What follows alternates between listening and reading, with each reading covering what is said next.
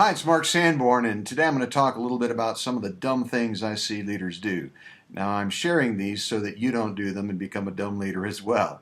One of the things that I really dislike is when a leader criticizes someone on their team, but they don't give that person the feedback they need to change and get better.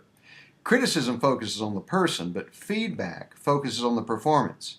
If you tell me you don't like me, that may be informative, but it's not instructive. It doesn't tell me what I need to do to build a better relationship or what I need to do differently so that you might like me. You need to give people specific information they can use to change their behavior and address the performance issues that you've identified. Another problem is when you break confidences. That is the kiss of death. If a team member confides in you or you have confidential information, but you just can't resist sharing it with someone else, that's a really bad idea. I would highly suggest that your integrity is dependent upon keeping confidences. Another dumb thing is criticizing a team member to other team members. This is kind of a subtle form of group bullying. You become the center of attention because you talk about somebody on the team and what you don't like or they did wrong, and then everybody else chimes in, and before you know it, you've got a team lynch mob.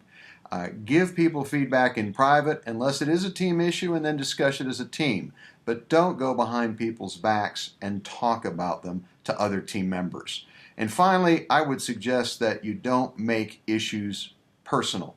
I learned this from a former president of the National Speakers Association that I really respect, Chris Epstein, and she pointed out that when you're discussing an issue as a leadership team or as a board, and you attach a person's name to it, you remove the objectivity that you should bring to the issue, and it gets confused with the subjectivity of the person and the emotions around that person that's involved.